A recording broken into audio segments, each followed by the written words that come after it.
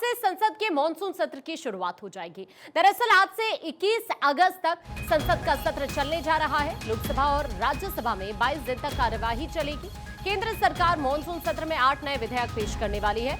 Manipur, GST और आयकर विधेयक भी यहां पर शामिल किए गए हैं। सत्र में आर्थिक सुधारों पर भी केंद्र सरकार का विशेष जोर रहने वाला है। संसद में सुरक्षा और सीमा विवाद पर भी बहस होने वाली है।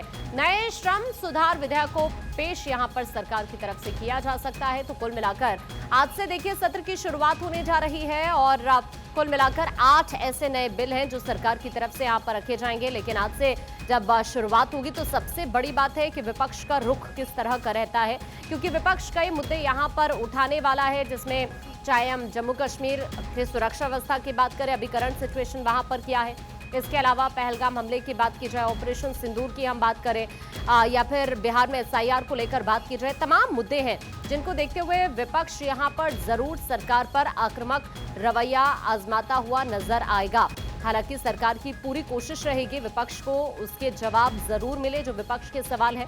लेकिन सबसे बड़ी बात यह है कि कुल मिलाकर 8 नए विधेयक हैं जो केंद्र सरकार इस सत्र में पेश करने वाली है, जिसमें मणिपुर, जीएसटी और आयकर विधेयक भी शामिल किए गए हैं। इसके अलावा आर्थिक सुधारों पर केंद्र सरकार का विशेष फोकस रहने वाला है। संसद में सुरक्षा और सीमा विवाद को लेकर भी बहस होगी। नए श्रम सुधार विधेयक को लेकर भी यहां पर देखिए चर्चा हो सकती है। तो कुल मिलाकर आपको ये बताएं कि 8 नए बिल सरकार की तरफ से पेश किए जाएंगे और इनके बारे में आपको बताएं, देखिए खेल खनिज से जुड़े बिल सरकार लेकर आ सकती है। सत्र के बड़े मुद्दे क्या रहने वाले हैं ये इस वक्त स्क्रीन पर आप देख रहे हैं, जिसमें पहलगाम हमला है, ऑपरेशन सिंदूर है, अहमदाबाद प्लेन हादसा भी है, बिहार स्पेशल इंटेंसिव रिवीजन है, इसके अलावा मणिपुर हिंसा भी है। तो ये तमाम वो बड़े मुद्दे हैं जिनको लेकर विपक्ष आक्रामक नजर आ सकता है। अक्षय इस वक्त हमारे साथ हमारे सहयोगी जुड़ रहे हैं। अक्षय, अब से कुछ देर बाद फिर सत्र की शुरुआत हो जाएगी, लेकिन उससे पहले पीएम का संबोधन भी होगा। बिल्कुल संबोधन होगा। प्रधानमंत्री नरेंद्र मोदी अब से कुछ देर बाद पार्लियामेंट पहुंच जाएंगे। पहले उनका संबोधन होगा। 11 बजे ये सत्र की शुरुआत होनी है। सबसे बड़ी बात ये रही है कि विपक्ष के अपने एजेंडे हैं, तमाम नोटिसेस जारी कर दिए गए हैं और ख़ास करके कांग्रेस की तरफ से कई नोटिसेस राज्यसभा को स्थगित करके 0 आवर को स्थगित करके चर्चा की मांग की गई है। इसके अलावा लोकसभा में भी यही स्थिति देखी जा रही है।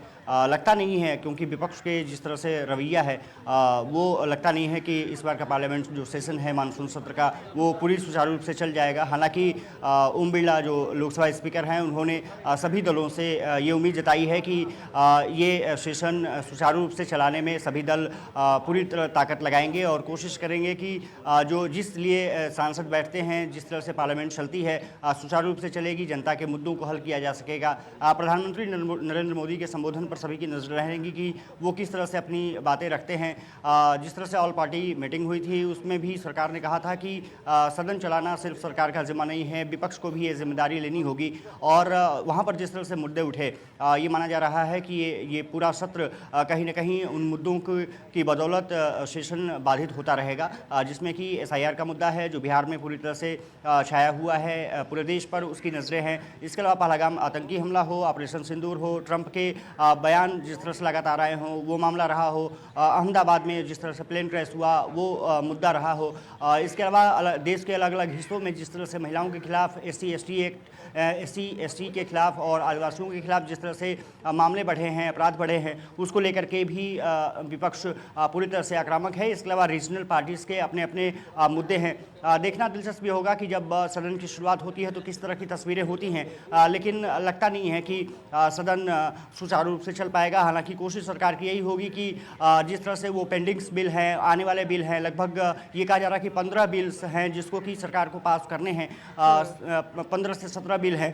अब सबसे बड़ी बात ये होगी कि जब काम नहीं होगा तो उन बिलों को भी पारित कराने में सरकार को मशक्कत करनी पड़ेगी। सबसे बड़ी बात ये है कि अब से कुछ देर बाद प्रधानमंत्री नरेंद्र मोदी पार्लियामेंट पहुंचेंगे और उनका सबसे पहले संबोधन होगा और उसके बाद 11 बजे की सत्र शुरुआत होगी। अमित शाह, जेपी नड्डा सहित तमाम जो बीजेपी के बड़े मंत्री हैं वो अपने सदन पहुंच चुके हैं।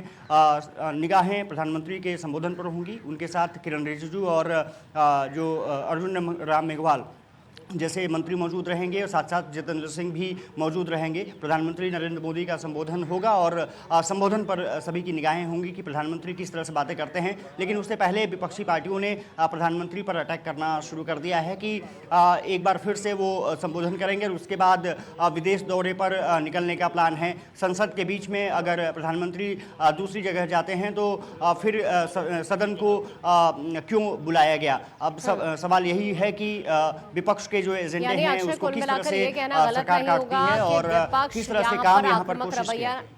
अपनाता हुआ नजर आएगा, चाहे पीएम के विदेश दौरे की बात करें, पहलगाम हमले की बात करें, ऑपरेशन सिंदूर है, अहमदाबाद प्लेन हादसा, और क्योंकि विपक्ष के कई नेता इससे पहले इस बात का जिक्र भी कर चुके हैं और विशेष चर्चा की मांग भी इसको लेकर कर चुके हैं, तो कुल मिलाकर ये तमाम वो मुद्दे रहने वाले हैं जिन पर ये कहा जा सकता है कि यहाँ पर कहासुनी वाली स्थिति जरूर देखने के लिए मिल सकती है।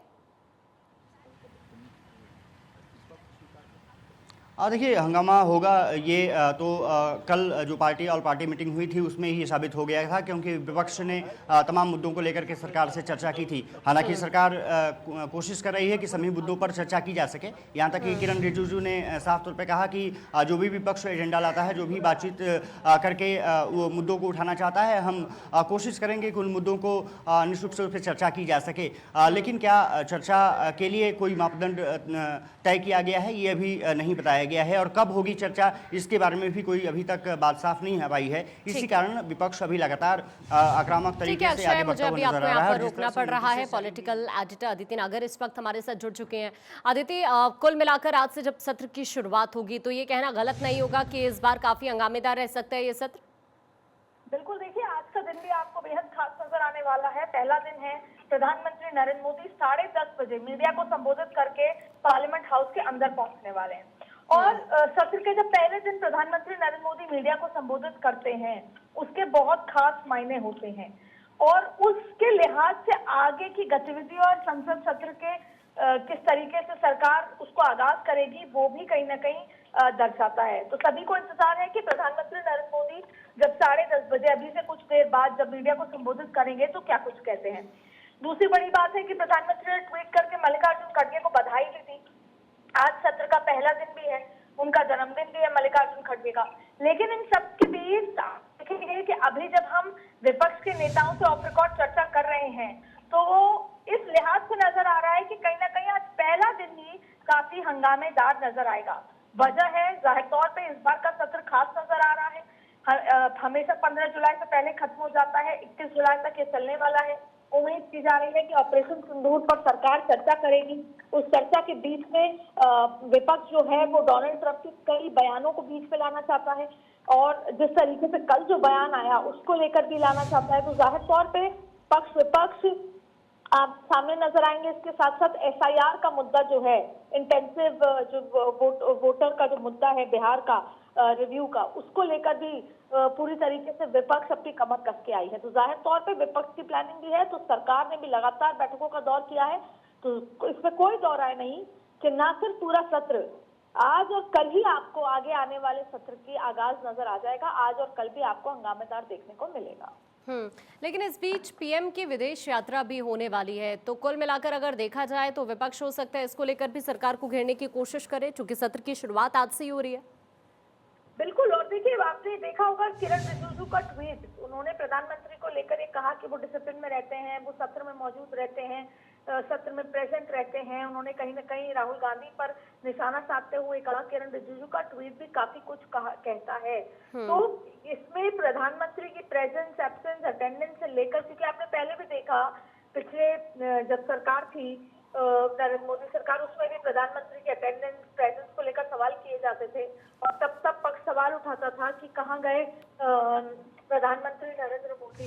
तो जाहिर तौर पे राहुल गांधी को लेकर भी ये तरह के सवाल उठते थे।